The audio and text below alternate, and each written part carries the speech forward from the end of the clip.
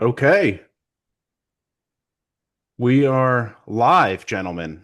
Cam, Kellen, Brian. Brian's hiding in incognito, doesn't want to show his face.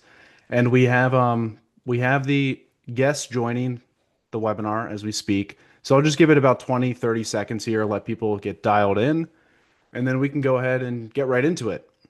I think just to set expectations, we'll probably talk for 25 minutes, thereabouts, 25, 30 minutes, and then we'll try to leave the back half, the last 30 minutes for Q&A. I know there's a lot of questions. We can talk about market related questions. We could talk about product related concerns, etc. Anything that comes up from the presentation. So feel free to ask away. The best way to do it would just be to submit your questions in the Q&A box.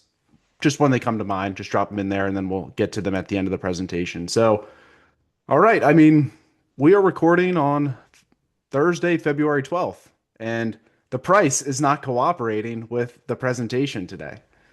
It's we were at the conference at the Bitcoin Investor Week conference yesterday in New York, and sentiment's not great. Let's be honest, let's be transparent, but typically when sentiment is really poor in this market in particular, just given how volatile it is, tends to be an opportunity longer term.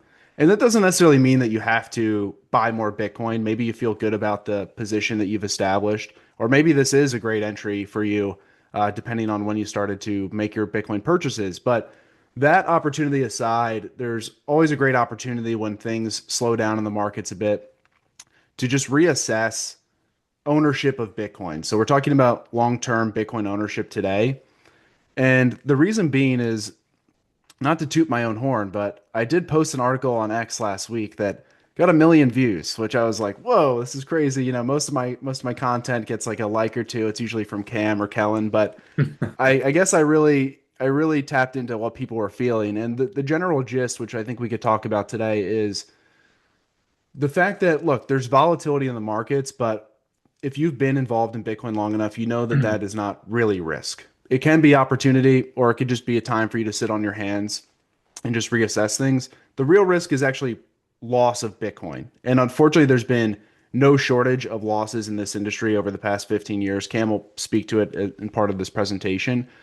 But look, if you still have your Bitcoin today, whether you're currently with OnRamp, you're a client of ours, or you're considering us, but it's still secure somewhere else, you're better off than many other people who've unfortunately suffered substantial losses. So just remember that, it's not great to be down 45% from the all-time highs, but if you're still have that Bitcoin in cold storage, you have inheritance set up, you're thinking through all the concerns that you have, then you're in a really good shape, all things considered. So, look, without further ado, let's get into it. I think we'll be 20, 25 minutes, like I said. It'll be predominantly myself, Jackson Michalik, Cam Stromey, my counterpart here, who leads our private wealth team. We'll walk you through the presentation. And then we have Kellen Pete as well, who works on the private client side of the business too, be helping out with Q&A. And we have Brian. Brian is here to observe and moderate. And maybe, Brian, we might get you involved in some market related questions in the Q&A. How about that? So, all right, let's get into it. And taking a look at the concerns. You guys all submitted some concerns, questions ahead of as part of the registration process here. Inheritance and legacy planning, number one concern, key management or loss of access, digital attacks or hacks, government seizures, exchange or custodian collapse, and physical theft or coercion. So that was in order in terms of the most amount of votes by concern. So we'll be discussing all that in terms of, how do we think about it personally? What are frameworks we use with clients? How do we think about that as a business to protect against those concerns that you may have? So look, we're going to jump through the first couple slides here really quick. I mean, this is the obvious one. I think anyone, unless you're a little bit newer to Bitcoin, this is the starting point for many people. You realize, what the heck is going on here every year, and seemingly even more so in the past 6 years or so. Things have just gotten incredibly expensive, whether it's home prices, car prices, insurance premiums, utilities, everything is going up like crazy. But even if you use the government provided data here, CPI, the dollar still lost 85% of its purchasing power in less than one lifetime since 1971. And so people come here right to Bitcoin because they understand Bitcoin's monetary properties. It's scarce, it's divisible, it's increasing in scarcity over time. The supply issuance is known, and it's and the amount of Bitcoin each every 4 years is decreasing, so the scarcity is increasing. And probably most critically, that you look around and you're trying to find avenues to protect your wealth. And so home prices, equities, they do a good job, all things considered, right? I think even if you account for real inflation, you're probably still getting some amount of gains by being invested, but you're probably not getting the same amount of gains that you think you are. And if you're in bonds, and of course, if you're just holding in cash, then really you're feeling that pain of inflation. So Bitcoin really exists, was created in 2009, white paper in 2008, speaking directly to the problem of currency debasement, of centralized institutions controlling the money. And so that's why Bitcoin exists, and that's why we are building a business around Bitcoin. Really, our view here is Bitcoin is just a savings technology. It doesn't feel like that necessarily, weeks like last, but over the long term, the market tends to understand Bitcoin's monetary properties, and that drives more adoption. That drives more businesses, more individuals, and even at the highest levels now, you're seeing endowments, foundations, institutional investors starting to understand that Bitcoin has superior monetary properties. Its scarcity provides a great inflation hedge over the long term. Now, again, look, when I look at this chart, this is Bitcoin, S&P 500, and gold.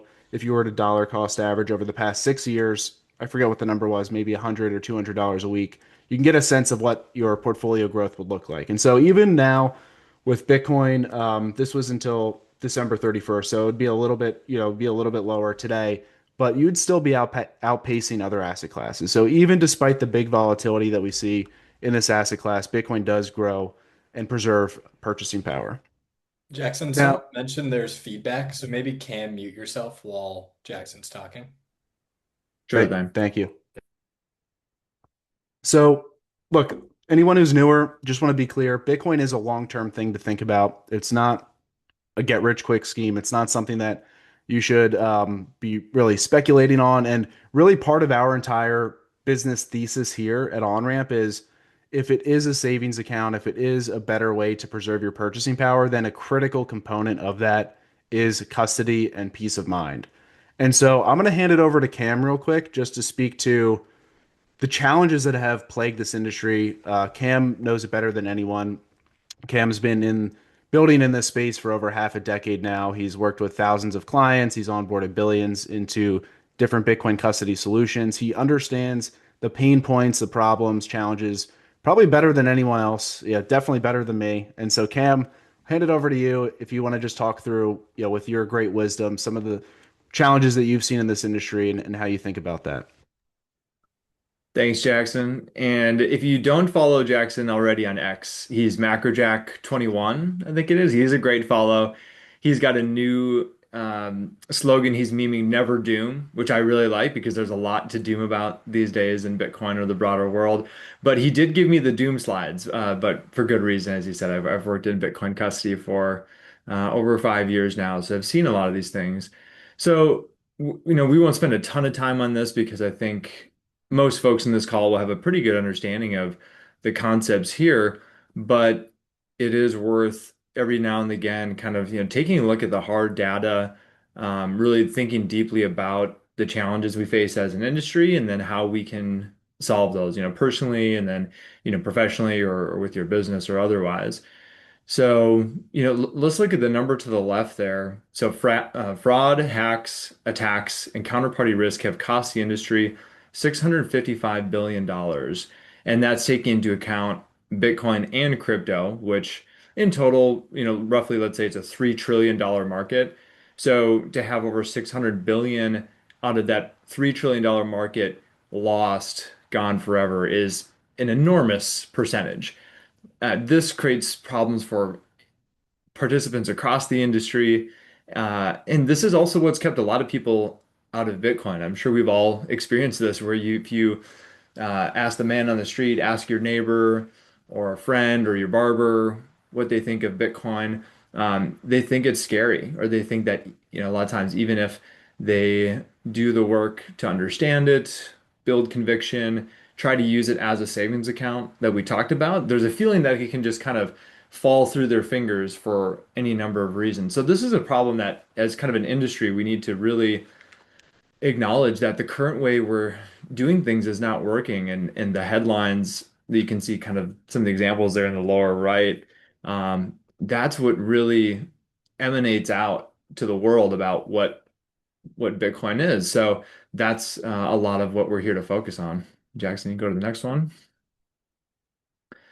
And so what do I mean by that? Like kind of the part of the um, a sign of how early we are in the industry is that your choices, my choices, an institution, no matter what type of Bitcoin investor you might be, you have two options for custody, and we're only seeing kind of doubling and tripling down on these options, and a real lack of innovation because and why is that a concern? Well, you have all the losses that we showed before, and these solutions have stark trade-offs. You can either pick a third-party custodian, trust them completely, they're the single point of failure, or you can employ self-custody and you can trust yourself completely, and then you're the single point of failure.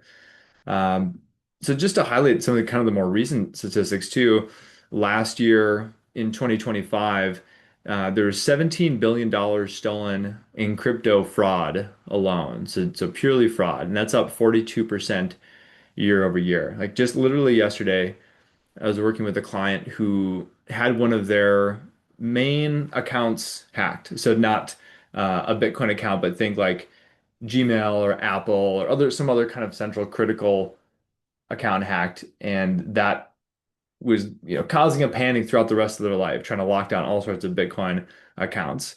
So these attacks are becoming more and more sophisticated, as I'm sure everyone has felt, and more prevalent. So the need to think deeply about the asset that we really care about, and sometimes care about the most, Bitcoin, that only becomes more paramount over time. Um, Yeah, this is, don't have to dwell too long in this, but one of the reasons I left Unchained is it's a great company, a lot of great people there. We kept a lot of Bitcoin safe. But as good as that was, and Casa is very similar to that model, I could see that it was still firmly in that self-custody camp where the onus is on that individual. It leaves gaps for inheritance, trying to explain to loved ones where all your devices are stored. Um, it still keeps you up at night in terms of, did I do these firmware checks correctly? Is there something that I'm missing that I don't understand? I'm limited in my technical knowledge about a firmware update or a potential vulnerability that could lead to loss of Bitcoin. So there's a lot of good other companies or other solutions that are making good efforts, but for me, it was still falling short in a number of areas where I felt, okay, there has to be a third solution here. Otherwise, the ability of Bitcoin to scale in my own life or the Bitcoin industry to scale is really going to be limited if we're saying that everyone needs to hold a majority of their wealth on hardware wallets and secure those individually. And then the last point I'll point out to here, it's not a fun one to talk about. It's definitely kind of in the doom category, but it's physical attacks. I'm sure everyone has heard some of these headlines, but in 2025 alone, there were 70 reported physical attacks on Bitcoin holders, kidnappings, home invasions, families being tortured, the stuff of nightmares, truly. And this is certainly one of those statistics that is underreported. So it's already fairly prevalent. And as the Bitcoin price increases, as criminals understand more about Bitcoin, how it's secured, and then the dynamic that most most serious investors in Bitcoin keep that Bitcoin pretty close and they keep it in self-custody. In our view, that's an untenable dynamic. And it's really the last note, truly the last note this time I'll make on this slide is this is the same dichotomy that we have if you're a gold investor. Like gold is a lot more uh, in the news today with the recent spikes, but gold suffers from this same dilemma where you can either trust a third party with your gold. Do they have the gold or not? Are they rehypothecating it? Are they creating paper claims on it? How secure is their custody? Will they really deliver me the gold if I ask it to? All those problems exist. But then equally, if I buy gold bars or gold bullion or coins, what do I do then? I have a whole nother set of problems on my hands where I can bury it in my backyard. I can put it in a gun safe. I can try to distribute it, but now I'm putting myself, potentially my family, at risk if others find that I have gold. That's a tale as old as time too.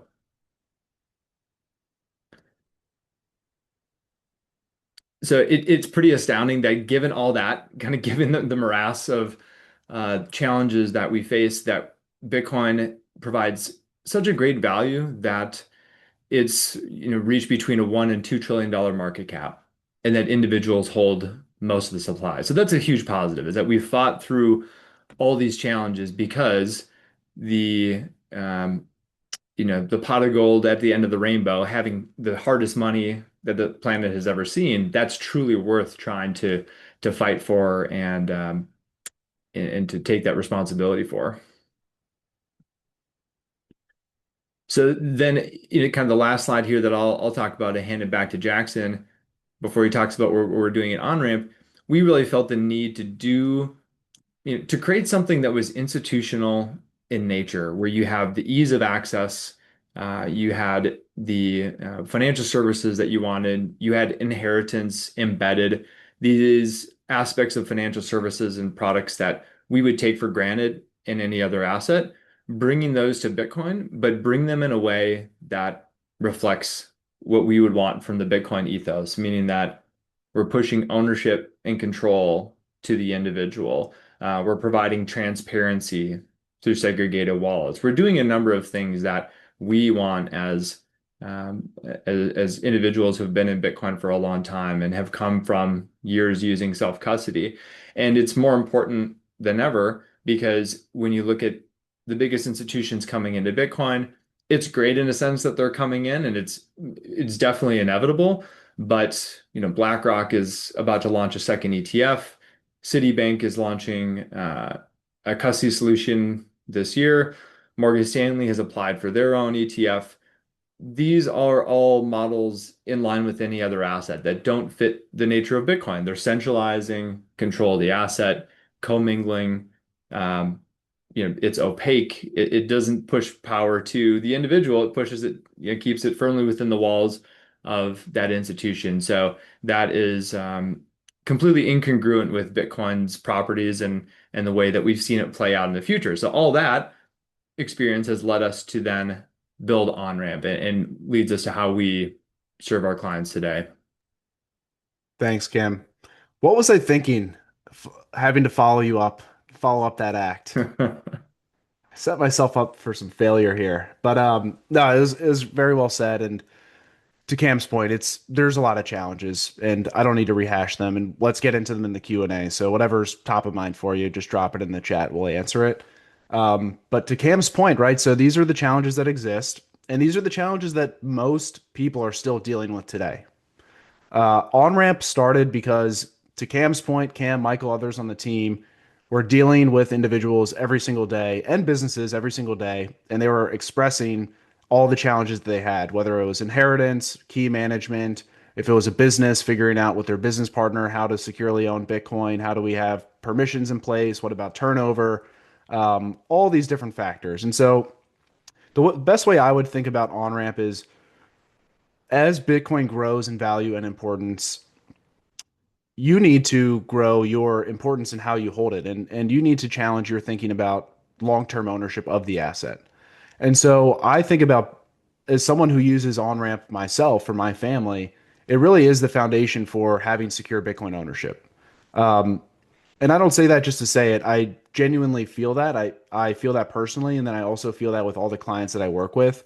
I can tell that, and some people will tell me straight up after they've gotten onboarded, they've gotten familiar, they started using the product, they'll give me feedback like, I feel better. I just have more peace of mind. It lets me focus on other areas of my life. And I feel this too. I mean, I did self-custody for a while, and I never felt like I was the most technically savvy to do it. And I always had those lingering concerns. And then after starting my own family, it became even more of a concern for me because now it's not just about me. It's about how do other people in my life manage the asset as well. And so I think it was a lot of foresight from Michael, Cam, and others, because when the business was started, The business was actually incorporated the same month that FTX blew up, which is, a testament to the conviction behind this business because everything was collapsing in November of 2022.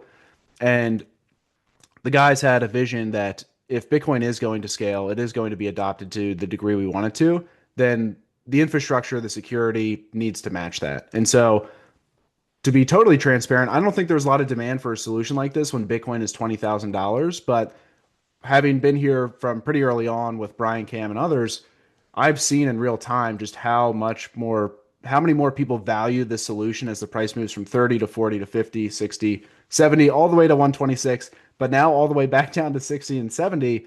People are still finding that peace of mind. And that's really what it's all about here. The team is less important from a credential standpoint. I think this is just nice so you can get a look and feel of who's on the team. At the end of the day, the most important thing is you actually will know our team well. You're not dealing with chatbots. You're not having to wait for a ticket to get back to you. You're able to get in touch with us over email. You could even text, call. Like we're very available. I'll speak for myself. I'll speak for Cam. Anyone else, Kellen, who manages client relationships. We know all of our clients. Some of them we talk to very regularly. Others, they don't want to talk to us that regularly, but they want to check in when they need something. And that's totally fine, right? I mean, some people like to catch up once a month. Others may want to just check in once a year. But the point being is they're getting in touch directly with us, and we're more than willing to help out from that first conversation to getting the account established, to even helping you deposit Bitcoin from self-custody or from Coinbase or wherever it may be, and then the ongoing account management. Any questions, we're here to support. So really, what is at the foundation of our business is multi-institution custody. I think the slide does a great job. This may have been Brian's work. Good job, Brian. But Bitcoin solved the problem of trust and money. So we talked about that at the start of the presentation, that the white paper, 2009, when Bitcoin went live, it was a direct challenge to the existing financial system that is plagued with corruption, lots of intermediaries, debasement, just opaqueness. And Bitcoin gives transparency. It does not rely on any centralized issuer, no person, government, company, etc. And it's scarce, and the supply issuance is known and always available to be audited. And so it solved the trust in the money. No longer do you need to trust that the government's not going to print more money. And then multi-institution solves the problem of trust in the system. So to Cam's point, there's been a big problem of having to trust a single custodian, single counterparty to manage your Bitcoin because historically, many exchanges and custodians that used to exist no longer exist, right? And so it's always been really challenging to trust a single institution and know that when you wake up tomorrow, you're going to be able to access your Bitcoin or whenever you may need it. And that's why self-custody has become really deeply ingrained and rooted in this industry because there was no trust in the centralized institutions. But then to Cam's earlier points, well, Bitcoin grows over time, and a lot of people who start to buy it end up buying more, and then it becomes a larger percentage of your net worth over years. And then naturally, it's like, well, okay, great. I don't trust a single institution anymore. I checked that box, but now I'm fully trusting myself, which maybe I felt comfortable doing when it was a few $1,000s or maybe $10,000 or when I first got into Bitcoin the first couple of years. But now that I've been at it for a while and this is a more meaningful position, this is really starting to take a toll on me. And so our value proposition as a business is we are providing what we call multi-institution custody, where you don't need to trust a single institution. None of these institutions you see here, OnRamp, which is our company based in Texas, BitGo, we work specifically with BitGo's trust company. BitGo actually went public on the New York Stock Exchange, 3-4 weeks ago. And then CoinCovers in the UK. And so this solution really brings together the best of both worlds because no longer do you rely on a single custodian that can be compromised and result in loss, but no longer do you need to be the single point of failure yourself. You don't need to fully manage this asset. You don't need to take the burden of self-custody. Not to say you don't do it at all anymore, but now you don't need to do it for 100% of your Bitcoin if you don't want to. And you can feel confident knowing that this solution can weather many storms. And it's built on multi-sig. I don't want to get too technical, and we can get into the Q&A if we want, but essentially all we're doing here, not to make light of it, but we took a technology multi-signature, which has been around for over a decade. All it means is you can have multiple keys associated with an underlying wallet. And again, but over a decade, every institutional custodian like BitGo, Coinbase, Anchorage, they all use multi-signature internally to secure client assets. The difference with OnRamp is in this solution, you have three independent companies that each manage one of the private keys. And you need two of the three to access your Bitcoin. And so that is really the redundancy that is built into this solution. And so if anything were to happen to our business or one of our partners' businesses, it doesn't result in any losses to our clients. That's really the big breakthrough here. It speaks to Cam's earlier point where people want to own Bitcoin. They want to do it, but a lot of people can't get past all the trade-offs or challenges that exist in historical custody models. So this is removing those friction points, giving people a place to start where they can actually start to securely allocate or save or invest in Bitcoin, or if they've been doing so for a while, they can move some or all of their Bitcoin into a solution like this that solves for a lot of the problems that they have. Now, what else do we do beyond custody? Custody is the foundation, right? Because if you can't reliably secure Bitcoin for the next year, 5 or 10, then it's really all for nothing, right? So custody is always most important. And custody, I kind of overlooked it, but custody is incredibly important in Bitcoin because there's only 21 million and there's no bailouts. And so if you do have Bitcoin with a centralized custodian, like let's say, well, if you had it with FTX or you had it with BlockFi or Celsius, name your firm that went under in 2022, you either never got any of it back or you had to go through a very long bankruptcy claim and you got made whole on some of it on a dollar basis. So you got made whole on whatever the value of Bitcoin was at that point in time. Bitcoin appreciates over the years, and so you missed out on all those meaningful gains that you could have had in your portfolio. And so custody is incredibly important, just to reiterate that. But beyond that, we do quite a bit. And again, in the chat, Q&A, specific things you want to talk about, let us know. But we offer Bitcoin IRAs built on multi-institution custody. You can buy Bitcoin, sell Bitcoin directly on the platform. Great from a low fee perspective. It's just lower than any of your retail brokerages you'd be on. And then also you can buy Bitcoin directly and have it settle into your multi-institution wallet. So you don't need to be sending Bitcoin transactions on chain, which can be daunting for some people. Inheritance, right? This was the number one concern that people have. Inheritance is incredibly easy to set up. You can set up an account in 15 minutes, and then the inheritance solution is naming beneficiaries directly on your account. So you can name primary and contingent beneficiaries, the percent allocation that you want them to receive. And the inheritance challenge goes from having to figure out how does your family access the Bitcoin? Is it legally titled properly to I have a transfer on death set up on my on-ramp account, and you tell your family, we have an on-ramp account. This is where this is where all of our Bitcoin is held. If anything happens to me, God forbid, you reach out to Cam, you reach out to Jackson, and we're going to make sure that we get your family the access to Bitcoin. It solves the access. It also solves the legal title aspect. There's no probate. There's no question of, whose Bitcoin is this? And then the third piece is there's a step up in basis if you do this properly, right? So if you have a transfer on death, there's a step up in basis, meaning that your family inherits not your original cost basis of the asset, but the price of Bitcoin at the time of death. So three, critical benefits to inheritance here.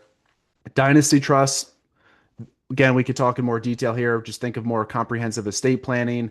This would be typically for high net worth, ultra high net worth individuals who want to start moving some of their assets. Doesn't need to be Bitcoin only, it can be Bitcoin and other assets, but out of their direct estate for asset protection purposes, for the federal tax exemption purposes, for privacy. There's a lot of benefits that you could have here. And so if you're looking for more comprehensive estate planning, we can help out.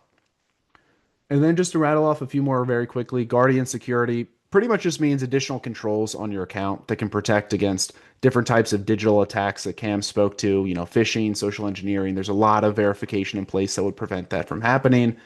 And even physical attacks too. Again, that's like kind of one of the elephants in the room. It almost sounds like fear mongering to bring it up, but I spoke to someone yesterday who was telling me about how insurance premiums are going up for these types of things because they're becoming more frequent, unfortunately. And this is just not something that I really want to think about either. It's a scary thing to think about, but this is a solution few and far between that can actually prevent those types of attacks. Bitcoin backed loans, you can do that as well. And like I already spoke to, human client service, I think that's a huge value proposition, especially for anyone who's come over from a larger firm that just has never really had any success or luck having the ability to speak to a person, whether it's just to ask questions about the market, whether it's to ask questions about the account or what's going on. Like I said, you can always get in touch directly with us. And we produce a lot of research. I'm sure many of you see it already: podcasts, research newsletter, we host events, etc. So this is just a slide, testimonial slide, or social proof, just so you can get a sense of, it's not just Cam, not just Jackson saying it. These are clients, these are families that use us, that were comfortable endorsing us publicly to speak to just the value that we provide them here at OnRamp. Now, we also have another solution we offer it called OnRamp Private.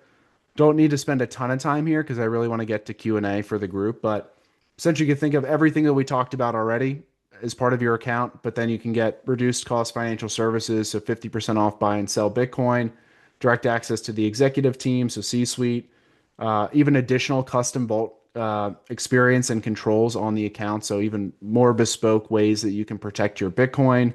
The guild, which I think is really cool, just we all kind of feel the discourse online just becoming less quality. It's very noisy. And so if you're just looking for other professionals or just individuals who are passionate about the space, who invest in the space or building companies, it's a great value proposition just to network both virtually in this membership that we've created, but also in person when we host events. And then the last piece would be a virtual family office, whether it's CPAs, attorneys, trust and estates. We have a great network that we can put you in touch with. This we covered a good amount. Follow the podcast. I'll plug the podcast real quick. We do it every week. We enjoy it. We have fun. We hopefully are bringing value. So you can search OnRamp Bitcoin Media if you want to follow along there. And then early riders, you can always reach out. That's our venture side, Bitcoin denominated venture fund that's invested in OnRamp as well as other businesses you can see here on the right hand side. And then I'm going to just talk about this quickly. I don't think we spend much time here, and then I'm going to give it back to Cam before we do Q&A. So this is just speaking to the reality that, all right, if we're right about Bitcoin and it appreciates meaningfully over the coming 5, 10, 20, 50 years, then everything we talked about today is true and only compounds over time. There's only going to be more phishing attempts, social engineering, attacks. The stakes will only be higher from inheritance perspective, from key management, that it'll just weigh more and more on you as an individual. And so to go back to where we started, this is ultimately an opportunity to just rethink things, have a conversation with us, get your questions answered, and see if this is something that can actually help solve the problems and the concerns that you have while the market's a little bit more quiet. That's all. Now, Cam, I do want to just, and this is pricing, it's on the website, and we can always talk about it. So, on-ramp referrals, last piece would just be if, for some reason, this might not be the right solution for you, or maybe it is, but you still have friends and family. We have a number of different accounts that they can get access to, you can get access to, and we will pay you Bitcoin for referring them, and we'll also discount the people, your loved ones, your friends, your colleagues that you refer. They'll get a discount as well. Now, Cam, can you just speak to, in a minute or two, just what the onboarding process is like, and then we can jump into the dashboard. And then I'd say by 12:40 Eastern, 5 minutes or so, we can open up for Q&A. This is pretty magical in comparison to any Bitcoin custody solution that you would onboard to. And what I mean by that is within about 10 to 15 minutes, anyone can go through self-service, go through all the very standard steps. Feels like any other financial service where you're entering information about yourself, uploading a driver's license, signing DocuSign agreements, basic steps like that. And at the end, you're at our beautiful dashboard, which I'll show you in a minute. And in the background, what we've done is created a segregated Bitcoin wallet for you that is secured ultimately by OnRamp, BitGo, and CoinCover, three completely different custodians in different parts of the country and different parts of the world, tied all those pieces together in a way where our clients don't have to be technical at all. If you are technical, great. Then you really have a better appreciation for what just went on, what just occurred under the hood.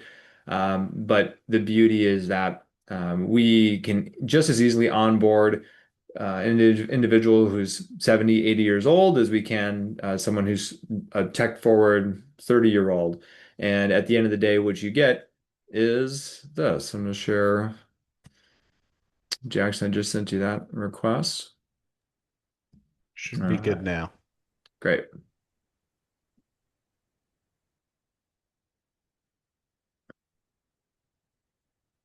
You get your very own on-ramp dashboard. So you've got your total account balance in the upper left. Obviously, demonstration vault, don't have a ton of Bitcoin in Cam's here. showing off here. Don't you Yeah, can't show off, Cam.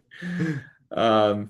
And then you've got a few different vaults and wallets. So you've got your primary vault where a client would keep most of their Bitcoin. Clients can pay either via credit card, via bank account, or they can pay in Bitcoin. And then if they choose to pay in Bitcoin, then we have a separate fee wallet for that purpose. And then we have trading wallets as well. So you can send in a wire to buy Bitcoin and hold a cash balance. You can stage Bitcoin in this trade wallet and be able to have instant liquidity and sell it. So you've got a number of different wallets at your disposal. But ultimately, this is your wallet to use as you see fit. Just like any other Bitcoin wallet, you use the QR code or the address to deposit into. You're the only one who authorizes a withdrawal. And just to touch on that process very briefly, it's very simple and non-technical as well. You're scheduling a video call with OnRamp, a live video call, oftentimes with Kellen or another member of our team. About 24 hours later, you're scheduling a second live video call with BitGo. So there are a lot of other checks and balances and deepfake protections that go into it. But at the end of the day, we have process in place to make it easy and very secure. And then the last thing I'll highlight here, because this is the biggest reason that folks come to us, and one of the things I'm most passionate about is what Jackson touched on before. So this is revolutionary in Bitcoin. Like it may be common if you have a Fidelity account for your equities or for other assets, but just the ability for your Bitcoin to be able to list beneficiaries within a few minutes, generate a legal agreement, a transfer on death agreement where you've avoided the probate process, and then again, to be able to tell your wife, your husband, your beneficiaries, if the worst happens to me, call OnRamp. That's all that they have to do. Once they're in touch with us, we'll help with, due diligence, requesting a death certificate, ultimately helping them to access their Bitcoin. But there's no knowledge that they need to have about Bitcoin. They don't need to know the seed phrases and locations and the codes to the safes. All of that has been taken care of. So like that's some of the biggest feedback that clients give us is that like weight off their shoulders that while they're alive, they have that peace of mind of knowing that all the hard work they've poured into Bitcoin, like what that Bitcoin represents, all the hard work and the sacrifice and their success, all that will be transferred to their loved ones. Awesome. Thank you, Cam.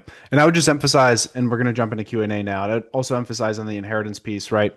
That not only what Cam spoke to, but the fact that you have that multi-institution custody to protect in the meantime, because you could find other providers out there that have a similar inheritance solution, but then you rely on a single entity, right? You have that counterparty risk, so kind of takes away from the benefit of the inheritance. So, all right, let's jump into Q&A. Let's just go down the list here. Can I still collateralize Bitcoin for loans? See, giving custody not involve transferring. So yeah, I mean, I think the general question is, can I do Bitcoin backed loans? And the answer would be yes. We do provide access to Bitcoin backed loans. We can talk through the details, but these are over collateralized loans because of Bitcoin's volatility, of course. Um, Fees are competitive, what you would see across the board. Probably like if we're being totally transparent, probably like slightly on the higher end if on the band, but that's because there's less risk involved. And so I know Cam at your time at Unchained, you were battling BlockFi and Celsius and all these firms that had lower rates, but you would have to educate the client and say, well, yeah, the rates are lower, but there's a lot more risk embedded in that. There's a reason why the rates are lower. So we're competitive still, but I would say we're just kind of at the higher end of the market there. We work with a firm called Arch and happy to get into more details as needed. Let's see here. So ways to avoid like a physical attack with on-ramp. I guess people like to hear a little bit more about that. Cam, I'll throw that over to you. Just how do you think about that personally? What do you tell clients? How does the solution protect against that type of risk? Yeah. So kind of the unnerving part is that if we take a step back and if your Bitcoin is on Coinbase or an exchange, that can be pretty easily coerced, right? Like someone's in your home, gun to your head, they can force you to withdraw. Similarly, your most of your Bitcoin or all of it is in self-custody. It's in your home. There was an instance even in Minnesota over the last year where someone was driven up to their cabin 3 hours north for $30,000 worth of Bitcoin and it was stolen. So criminals are already going to great lengths if they know that you have pretty direct access to your Bitcoin. So by contrast, this multi-institution custody model, one of the main reasons it will become the standard for Bitcoin custody is that it protects individuals from physical threats far better than anything else. It's not even close. So what happens in an on-ramp scenario? First, you have to schedule a video verification call with a member of the on-ramp team, right? So you're sitting on a Zoom call like this, and again, Kellen or Owen or another member of our team is across the video from you. They're looking to confirm your identity, the details of the transaction, and then are trained to assess if you're under duress or not. So sometimes clients will ask too, well, like how is someone going to know if I'm under duress? And look, unless you're, Bradley Cooper or an A-list actor, like you're going to be red, you're going to be sweating. You are not going to look yourself if someone is off camera with a gun to your head. But I think I say that because sometimes, a lot of times these conversations go to that level of detail, but I think the protection started far before that. But let's play this out a little bit further. The second call then occurs with BitGo at least a day later. So the attacker would have to wait with you in your home for at least 24 hours. Now, with OnRamp Guardian, there are no shortage of controls that you can add to your account. If this is um, one of the higher concerns for you, maybe you're a public figure, or maybe you've told a lot of people about Bitcoin for any number of reasons, or you were on the Ledger breach this year or the Coinbase breach. Like I'm on innumerable lists. You can add further withdrawal delays. So you might say a withdrawal cannot process until a 5-day delay or a 20-day delay. Or some clients, to take it to the extreme, might say there's a 365-day delay on withdrawals from my account. This is really multi-generational wealth. And the only way that I want to authenticate a transaction is by meeting Cam or Jackson or Kellen or a member of the on-ramp team in an on-ramp branch in a private physical office. You can also add threshold controls. You might say, okay, I've got 100 Bitcoin in my wallet. For transactions over 5 Bitcoin, I want there to be a 20-day delay. So you can add different thresholds. And then we do also have other controls and mechanisms. So even if you're still concerned that we might not pick up on the distress that you're displaying in the video, we have other cryptographic ways that we can talk about that provide signals to us in a different channel, whether you're under duress or not. So kind of like a safe word, but in a far more effective manner. So that's one aspect of it. The other aspect is in that scenario, someone has broken into your house in the middle of the night, threatening you and your family. You want to be just honest in that situation. And you're not trying to play games. You're not trying to pull the wool over one and try to lie in that moment when you're incredibly under duress. The best thing you could say is, look, I've already taken precautions to secure my Bitcoin behind multiple institutions for this very reason. I can't possibly provide you the Bitcoin in the same way that I can't hand you over the deed to my house because this is the deed to the house is kept on record with the county court. There are different title companies and real estate companies that would need to get involved. I can't call up my banker at UBS and have him liquidate my Apple stock and wire the funds to you.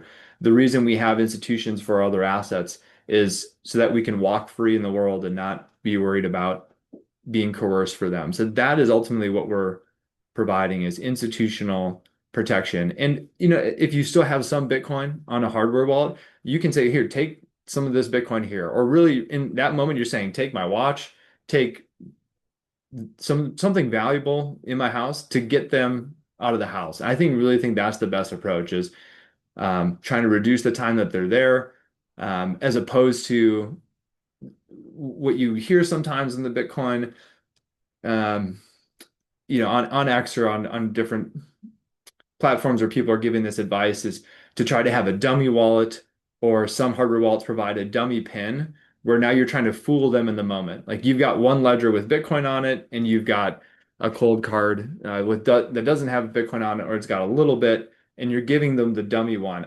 I think that's a terrible practice. You're not going to be able to pull that off in the moment. You're just going to enrage the attacker.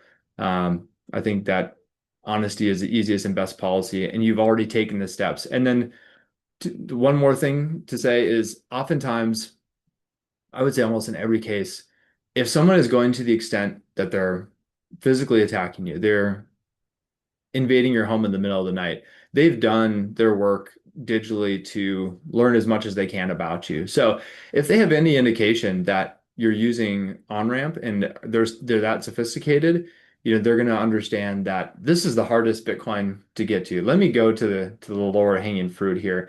So that I wouldn't bank on that completely. We want to get to a world where it's assumed that anyone who's got a material amount of Bitcoin is using multi-institution custody. Eventually, there'll be many competitors and all sorts of different flavors of this. And it'll just be known that you can't rob someone for most of their Bitcoin. But until we get to that world, and while we're in the world where most people have it on a device in their basement or in their gun safe, you really need to think about some of those worst case scenarios, if nothing else, just to provide yourself with peace of mind. Very well said. Thanks, Kim. Did have one question about essentially address reuse. This is more of a technical question, and so if you're not following along, we're just going to do it real quick. But the question is, how does moving Bitcoin in and out of Vault degrade security over time? I've heard not to use the same address over and over again, etc. And so we actually just a couple weeks ago now allow clients to generate as many public addresses as you want. And for those who are not aware, just the idea is since Bitcoin is a public ledger, you can see it on the blockchain. The idea is if you're transacting frequently in and out of the same address, it doesn't do you great justice for on-chain privacy. And so you can generate multiple addresses for your wallet to kind of obfuscate ownership on-chain. I mean, I think my opinion is on-chain privacy is really not a thing for most people. I think especially as technology becomes more advanced, it's going to be incredibly hard to obfuscate ownership unless you're like very technically savvy and you have great OPSEC, which I think I'll admit that I don't, and I don't think most people don't. So it's always a trade-off, right? We started with single addresses just because it was the most straightforward. It minimized the risk of sending to the wrong address or messing something up because there's always simplicity and complexity at odds with each other. And so now for people who are more concerned about privacy, you can generate multiple public addresses for your vault if that is something that you want to do. We got another, we'll try to go through some more quicker here. We got one just about, it sounds like more about a question of just government risk. So let's see here. I'm reading about China essentially banning ownership, how like thinking about Bitcoin as a public ledger, nation state attacks, does that make it risky to own sort of thing? Look, a lot of countries have tried to ban Bitcoin ownership over the past 15, 16 years with very little success. I mean, China famously did that in 2021 and also with Bitcoin mining. And most of the hash rate for a lot of the hash rate from China went to Texas. And now Texas is really the mining capital of the world. And it's providing a great utility to energy companies. It's also providing a great utility to this country, I would argue, in terms of having more of US dominance in from a strategic perspective in Bitcoin. But look, Bitcoin is you can send Bitcoin anywhere in the world without anyone's permission. So it's incredibly hard to crack down on. And what we've seen historically is every government that has tried to force a policy like that has been very unsuccessful, especially because you can self custody as well. Now, I do want to talk about really quick the 6102 type of concern, which just for everyone's context, in the 1930s, the U.S. confiscated or banned private gold ownership. And so there's that historical parallel about, well, what if the government were to do something similar with Bitcoin? What if they tried to ban ownership? And I'll just be honest, we are not the best solution if that's your number one concern. Self custody is by far the best solution if your number one concern is the 6102 attack. But everything is about probability weighting, right? So, like for me, I think that's a very, very low probability. I'm more concerned about my family accessing, my ability to manage keys, which again, not great at it. And then just wanting to have that peace of mind, focus on other areas of my life. And so, if you are concerned, then it's a balance. It's called what we refer to as a barbell approach. So you can have Bitcoin in multi-institution and you can have Bitcoin in self-custody. Then that should be an accurate representation of the concerns that you do have. And so for me, if I'm not really concerned about 6102, it's somewhat on my radar. I think it could happen in the next 10 years. Maybe I keep a little bit of Bitcoin in self-custody. But if I'm very concerned about that, then your best bet would just be to stick with single sig, multi sig in your own possession, because that is ultimately the best way to protect against government risk. Cam, is there anything else you would add there? I kind of rushed through it because I want to just You cool. nailed it. All right. Um, so I want to keep getting through some here. So someone asked about quantum. I mean, that's like a big question. I would say, well, I know the team, I think Brian, Glenn, others on the research team are publishing a piece here pretty soon on the quantum topic. So I would say for anyone who does want a deeper dive about how we as a firm are thinking about that, how we're addressing that, just get on our distribution if you're not already. I would imagine most of you are, but you can sign up for the newsletter on rampbitcoin.com/research. And I think that piece will drop here pretty soon. And we could maybe explore doing a dedicated webinar for quantum if if there's enough interest in that topic. I think it would warrant a deeper dive.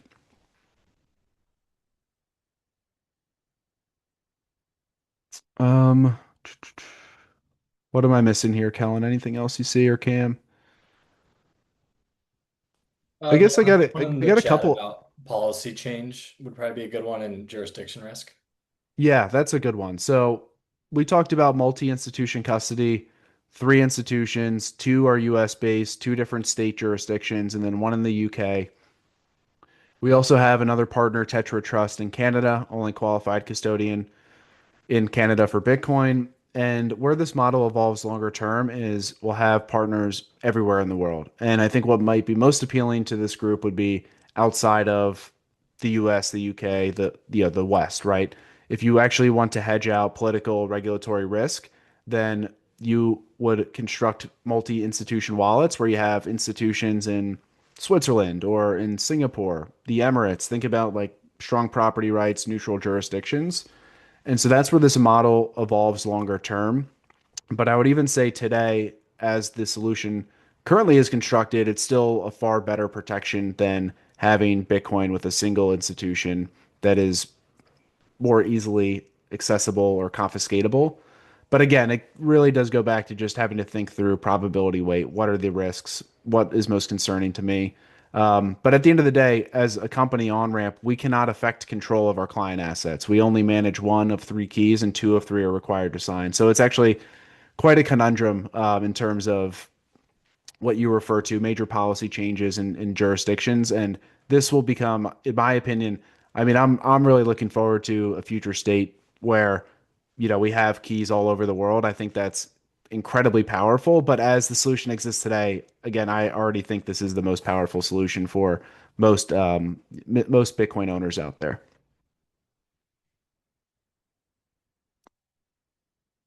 Okay, what else do we have here? I think the other one in the chat's interesting too, around if two of the institutions in the quorum go to business and addressing, how wallets are segregated and the keys are still there and whatnot. Yeah, so that's That's one that comes up fairly often. And these are all good too. I want to answer these, but I don't want to be coming off as dismissive because when you look at any new custody solution and we're telling you it's the best thing ever, you have to be, of course, critical and think about, where or how this could fail. And we've had to think through that personally as we use it and then professionally as well. So, it's not that there is a silver bullet that exists, period. Like this is not a solution that we're going to say is 100% foolproof, but I will say that when you compare it to any form of self-custody or any form of single institution custody, it is orders of magnitude more secure. So I think that's the way to think about it is in degrees. So to your question specifically, so if two institutions goes down, then so now you have one key, and like what happens if two of them won't work? So we would really have to define what that scenario means, two of them going down, because what you would typically mean in that scenario is that there's some sort of deleveraging event in Bitcoin where companies go out of business, they're insolvent, they're entering the bankruptcy process. So even in that event, the physical hardware that protects the private keys and the infrastructure around that is completely unaffected. It's sitting in bank grade vaults dispersed throughout the country. So we've got a great piece on this. You can find it's multi-institution custody explained if you go to the research portion of our website. But when we talk about on-ramp holding a key or BitGo holding a key or CoinCover, it is one full key, but that key, when it's generated, is actually split and it's sharded into multiple pieces so that there's a quorum, there's another threshold that needs to be satisfied for the one BitGo key to sign. And those shards are kept in separate hardware devices, all offline, managed by separate individuals in different vaults and locations. So there's an incredible amount of redundancy and decentralization when you think about this mentally of three separate custodians, each with their own key. Those keys are then again sharded or split. It might be that the BitGo key has a 3 of 5 quorum or a 4 of 7 or a 2 of 3. We don't know all the specifics because of security reasons. So if we're talking about financial insolvency that affects multiple institutions, the key material is still very much intact. There are provisions within BitGo specifically to continue to sign with their key even as they're going through the bankruptcy proceeding. So like when you think about FTX, even in the last days of that debacle, they were still signing transactions to move some of the remaining Bitcoin out. So it's not something that you would want to bank or rely on, but it's another one of those risks to weight probabilistically. And then the last thing I'll say is it's not that we haven't thought about this concern either. When we went out to look for partners in this quorum, who are we looking for? It's not like you've got three different institutions here that are all predicated on very risky rehypothecated loans, where it would be very easy for a black swan event to affect the industry and have three highly levered firms go out of business. By contrast, what you have are three firms that have deep track records just surviving in the industry. BitGo's been around since 2013. CoinCover's been around since 2018. We've been around since 2023, technically 2022, but then history goes farther back into Unchained days, etc. And the three firms are focused on deep cold storage, custody, being ultra conservative. So these and have weathered through market cycles. So it's not to say that a firm or multiple firms couldn't go out of business, but again, I would look at it on a spectrum of what are the vulnerabilities given the business model for those firms. Excellent. Nice one, Cam. Okay. I know we're up on time here, so I'm taking a look at the chat. It looks like we did answer that one. Kellen, anything else before we close it out here? No, I think we got through the majority of them. And yeah, if you have any other questions, feel free to reach out directly to us, and we're always happy to answer them. Yep, you bet. And I'll send a recording out to everyone here. And so You'll get that probably later today. And if you have any questions, reply directly to that. You can book time with me or Cam. We'll get you everything you need in that email. Cam, any closing thoughts before we hang up here?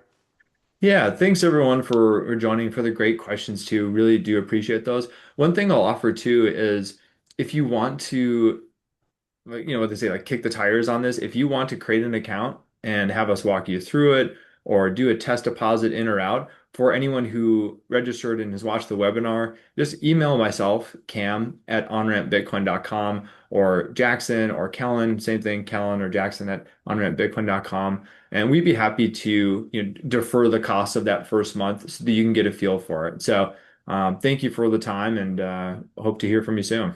Yep. Thank you, everyone. Appreciate your time and great questions.